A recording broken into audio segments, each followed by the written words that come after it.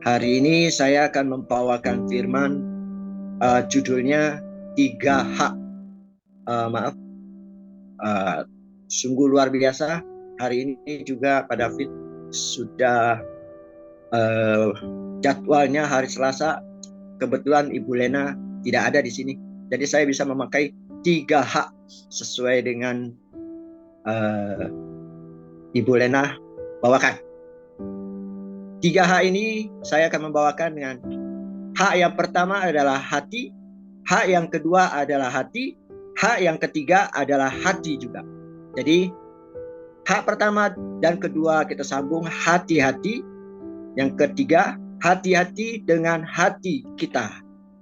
Jadi judulnya hati-hati dengan hati, 3 hak. Saya akan membawakan kejatuhan orang Kristen biasanya karena harta, tata, dan wanita atau pria. Saya akan berbagi firman ini, kenapa orang bisa jatuh karena harta, tata, dan wanita atau pria.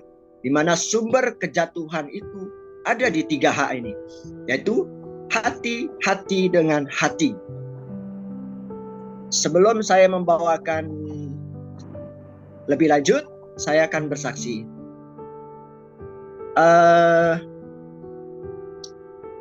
Dulu saya pernah dikasih mimpi sama Tuhan. Tuhan waktu itu mungkin karena saya mendengarkan banyak khotbah pendeta, saya dibawa ke rumah Tuhan, saya dibawa ke surga, rumah saya ada di surga itu seperti apa itu. Pada malam itu saya itu berdoa sama Tuhan, Tuhan, rumahku itu seperti apa gitu. Lalu Tuhan pas malam itu dikasih sama Tuhan, saya dibawa, saya naik motor, ada baling-balingnya di dalam mimpi ya, ada baling-balingnya naik ke atas ke surga. Lalu ditunjukkan rumah saya. Rumah saya itu, rumah saya itu saya masuk ke dalam rumahnya seperti gubuk jelek sekali. Di dalamnya itu banyak orang-orang kurus, udah tua-tua kurus. Wah, saya pokoknya nggak suka lah saya masuk ke situ, karena kalau saya disamakan nih dengan begini gitu. Akhirnya saya nggak suka Tuhan. Terus saya keluar, lalu berbaliklah saya ke bumi. Balik lagi, naik baling-baling, motor baling-baling itu ke bumi. Lalu tidak lama, beberapa bulan kemudian, saya dikasih mimpi lagi sama Tuhan. Setelah saya minta hikmat sama Tuhan, kok rumahku begini, aku nggak mau gitu. Lalu beberapa bulan kemudian saya dikasih mimpi, lalu diperlihatkanlah saya rumah saya. Pas hari itu sudah beberapa tahun kayaknya. Rumah saya itu dilihat, saya di mimpi itu dihadapkan saya dengan saudara seiman saya di sebelah. Rumah saya diperlihatkan bertingkat dan mewah, tapi itu baru kerangka, tapi kelihatannya mewah sekali ya. Lalu saudara seiman saya dikasih rumah seperti tadi, gubuk, atau istilahnya belum jadi, kelihatannya sederhana tapi tidak mewah gitu, seperti saya dikasih gitu. Lalu saya mimpi itu, saya tanya sama Tuhan, Tuhan, kenapa rumah saya, saudara saya rumahnya bagus, saudara seiman saya ini tidak begitu bagus gitu. Tapi lalu saya mendusin bangun. Setelah beberapa hari, saya kan bertanya-tanya terus, kenapa mimpi ini artinya apa gitu. Lalu Tuhan berikan hikmat, berikan contoh, berikan pengertian gitu. Kebetulan pengertian ini ada mengenai dengan pembangunan rumah, arsitek seperti Pak Swito ya, arsitek rumah. Jadi Tuhan menceritakan, kasih hikmat, kasih pengertian itu ada 2 hamba Tuhan. Ada 2 hamba Tuhan.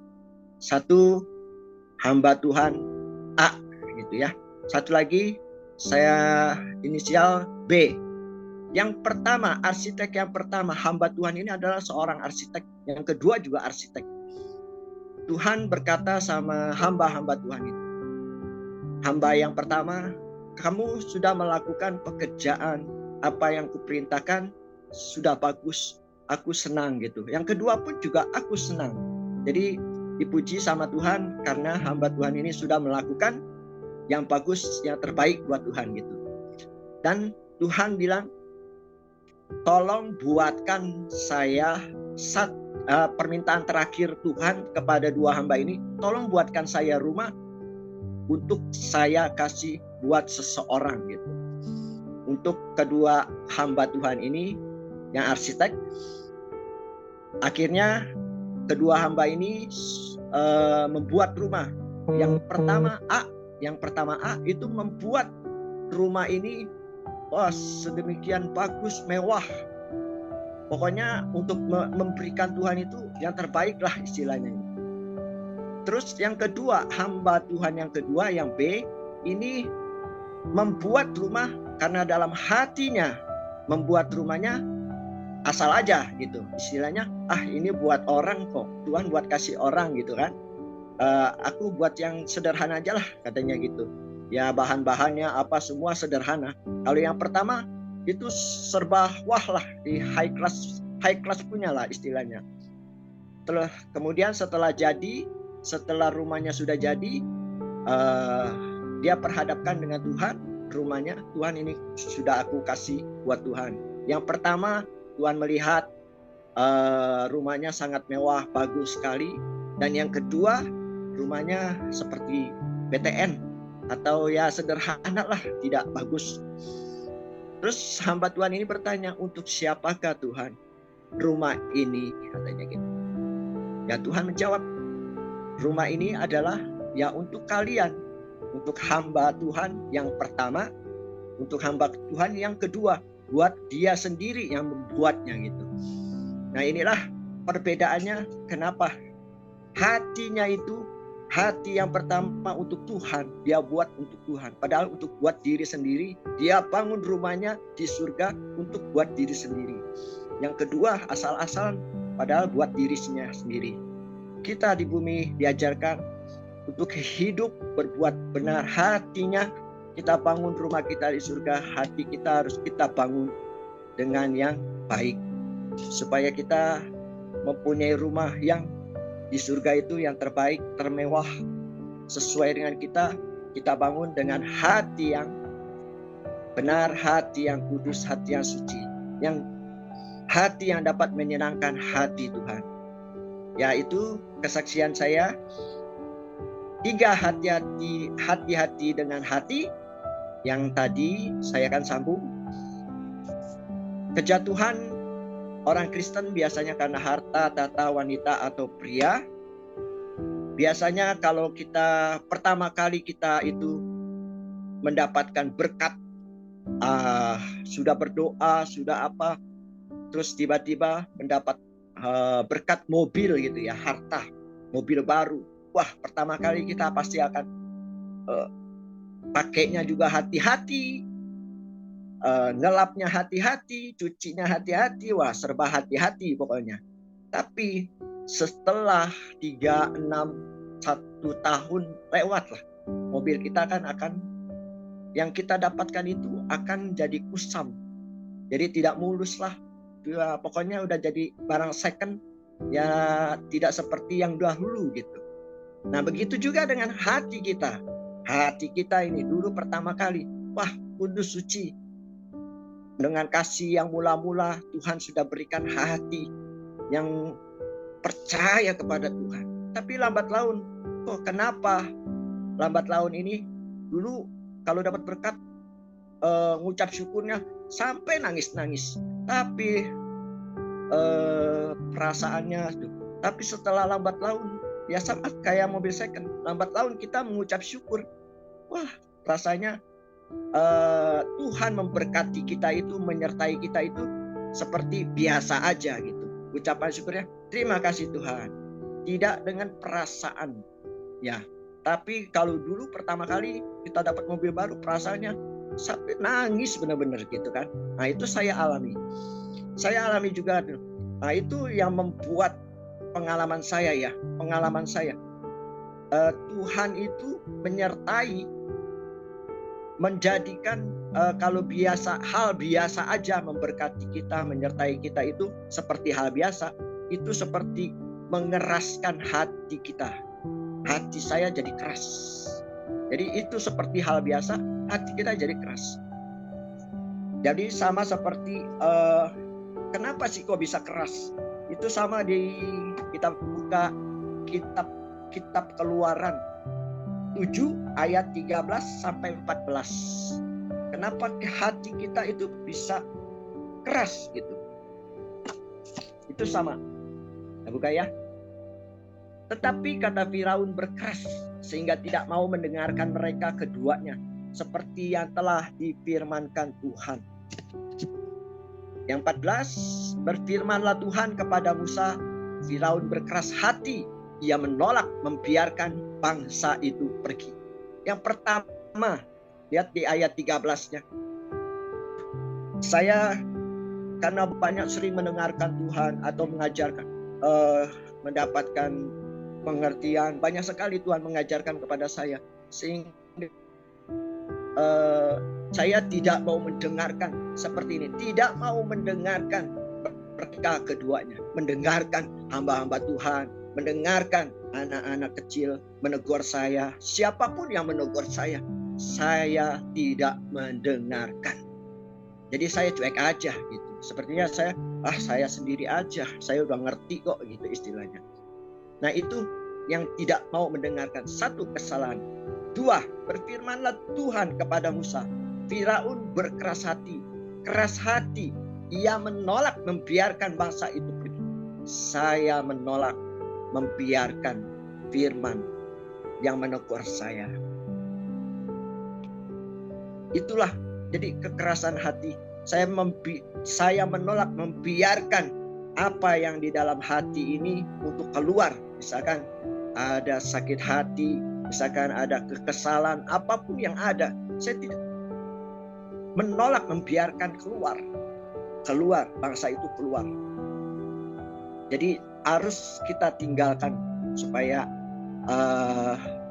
hati kita tidak keras. Berapa lama sih hati kita supaya bisa lembut? Wah itu bisanya lama sekali ya saya. Hati saya itu bisa menangis lagi seperti dahulu. Ketika berkat kecil pun bisa nangis. Menyertai pun bisa nangis. Kembali kepada kasih yang mula itu sangat panjang perjalanannya itu. Karena itu harus double porsi ya.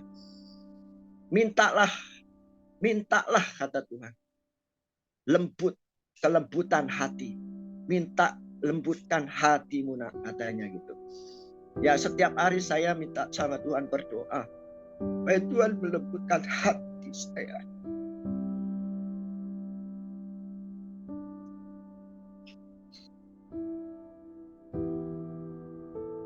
Terima kasih. Setiap hari saya berdoa, Tuhan lembutkanlah hati saya. Supaya saya dapat mengucap syukur atas berkat dan penyertaan Tuhan setiap hari. Dahulu juga ada seorang ibu juga ini ada yang keras hati. Dahulu dia mengidolakan hamba Tuhan. Dahulu dia selalu menyanjung hamba Tuhan ini. Tetapi ketika satu kesalahan yang dilakukan hamba Tuhan ini, dia keluar, dia berkeras hati, dia sebel, dia membenci hamba Tuhan itu. Itu menjadikan keras hati. Hatinya menjadi keras, tidak bisa menerima, mengucap syukur kepada Tuhan lagi. Lalu berbaliklah, hai ibu, berbaliklah, bertobatlah, percayalah, minta kelembutan hati. Begitu juga dengan tahta wanita atau pria Dulu data kedudukan waktu kerja juga saya dikasih kedudukan ini, wah kayaknya lebih enak yang kedudukan itu gitu ya. Lebih atas lagi. Nah, itu suatu hawa nafsu. Hatinya itu penuh dengan keinginan akan kedagingan jadinya. Jadi tidak mengucap syukur. Ucap syukurnya sih emang mengucap syukur, tetap mengucap syukur, tapi tetap biasa-biasa aja. Berkat Tuhan ini naik, gaji naik, apa ini, menjadikan berkat ini biasa-biasa saja mengucap syukur. Terima kasih Tuhan atas berkat-Mu. Tidak dengan perasaan. Jadi lembutkan hati.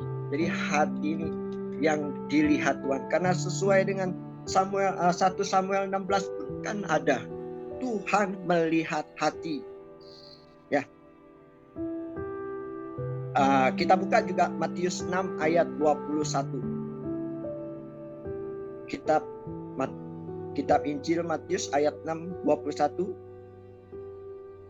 Karena di mana hartamu berada, di situ juga hatimu berada. Karena di mana hartamu, di mana tahtamu, di mana wanita atau priamu berada, di situ juga hatimu berada. Beda ya, pertama kali kita dengan istri, pertama melihat istri pertama kali itu seperti, tidak ada yang cantik seperti istriku, tidak ada yang bagus seperti istriku, tidak ada yang baik seperti istriku pertama kali. Tapi sesudah berjalan kemudian pasti ada mata melirik, kok enak ya, tetangga saya lebih bagus, wah lebih diberkati, wah lebih ini, wah itu ada perjalanan hidup yang membuat kita itu akan menjadi sangat, hati kita ini menyimpang, iman kita ini terbelok gitu. Nah ini membuat hati kita ini menjadi keras. Setiap hari harus kita minta Tuhan kelemah lembutan hati. Amsal 4 ayat 23. Jagalah hatimu dengan segala kewaspadaan, karena dari situlah terpancar kehidupan. Kita buka kitab Matius, Injil Matius 15 ayat 18 sampai 19. Tetapi apa yang keluar dari mulut berasal dari hati, dan itulah yang menajiskan orang. Karena dari hati timbul segala pikiran jahat, pembunuhan, perzinahan, percabulan, pencurian, sumpah palsu, dan hujat. Nah itulah hati saya juga sama. Ada pikiran jahat, menyingkirkan teman sekerja, ada pikiran-pikiran, inilah. Makanya ada firman yang berkata, pujilah aku dengan segenap hati, dengan segenap jiwa. Jadi yang pertama itu segenap hati dulu. Hatinya dengan segenap, bukan dengan segenap pikiran dulu, tapi hati. Karena kalau dengan pikiran dulu masuk ke hati, itu bubar. Tapi dengan hati yang menguasai pikiran kita, itu menjadikan kita tetap mengucap syukur kepada Tuhan. Fokusnya Tuhan dahulu jadinya. Kalau pikiran akan kedagingan yang akan menguasai hati kita. Tapi kalau hati kita tertuju, fokus dengan segenap hati tertuju kepada Tuhan, pikiran kita akan dikuasai oleh hati kita. Jadi tetap dengan segenap hati, jiwa, tubuh, jiwa kita memuji, memuliakan nama Tuhan. Jadi Tuhan mengajarkan kepada saya supaya bangunlah rumahmu, bangunlah hatimu, bersihkan hatimu. Tuhan melihat hati. Jadi kalau kita berdoa sama seperti Adam dan Hawa ketika dia berdosa, Tuhan berjalan-jalan, di manakah anakku? Lihat ya, Tuhan melihat. Tidak ada, karena ada dosa yang menutupi hatinya. Bagaimana Tuhan bisa melihat hati kalau hati kita ini kalau dipenuhi dengan iri hati, yang seperti tadi ya, ada karena timbul segala pikiran jahat, pembunuhan, perzinahan, pencabulan, itu dalam hati yang timbul itu akan menghalangi Tuhan melihat hati kita. Penghalang-penghalang itu. Nah, itu penghalang-penghalang itu harus kita hancurkan setiap hari.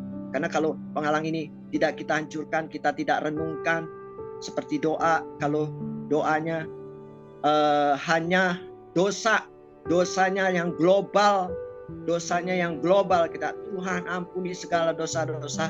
Nah, kita tidak tahu bahwa hati kita ini apa kesalahannya. Tiap hari kita harus doa, renungkan firman Tuhan dari pagi hingga malam. Apa yang kita perbuat dan lakukan? Apakah kita berdosa hari ini? Apakah hati kita ini? Nah, itu harus dibersihkan setiap hari. Jadi tidak ada, kalau di kaca itu kalau ada jamur, itu akan menghalangi. Jamur ini yang harus dibersihkan supaya Tuhan bisa tembus melihat dalam kaca, dalam hati kita. Jadi jamur ini, sampah-sampah ini yang dalam hati kita harus keluarkan setiap hari dengan doa. Jadi jangan hanya global. Misalkan kita berbuat, Tuhan, saya telah melihat yang gak benar hari ini. Tuhan ampuni kalau aku telah melihat ini hari ini, aku keluarkan kesalahan kami ini. Nah, itu harus jadi dirinci sama Tuhan setiap hari. Jadi renungkan firman Tuhan, kebaikan Tuhan, apa yang Tuhan berikan, kesalahan kita, apa yang telah kita lakukan, itu setiap hari kita harus bersihkan. Barulah kita akan bisa melihat hati orang pun bisa kita lihat. Karena Tuhan juga melihat hati, kita juga bisa melihat hati orang. Kesalahan orang itu apa. Dahulu juga saya pernah diberikan Tuhan melihat hati orang. Oh, dia telah berbohong. Tuhan, dia berbohong. Oh, jadi saya kasih, oh, kamu berbohong ya. Tapi dia mengakui, ya, saya berbohong. Nah, itu Tuhan bisa melihat. Seperti kita melihat iman itu bisa dilihat. Karena kalau seperti iman itu bisa dilihat. Seperti murid-murid Tuhan, dia melihat, oh, punya iman untuk disembuhkan. Kita bisa melihat iman seseorang, apakah bisa disembuhkan atau tidak. Seperti murid Tuhan Yesus Kristus. Jadi jagalah hati dengan segala kewaspadaan, karena dari situlah terpancar kehidupan. Jadi saya berbagi, jangan keraskan hati. Kembalilah, bertobatlah, percayalah bahwa minta kelemah lembutan hati supaya kita dapat mengucap syukur pada Tuhan di dalam segala apa yang Tuhan berikan, biarpun itu kecil ataupun yang besar. Sharing firman pada pagi hari ini bisa menjadi berkat.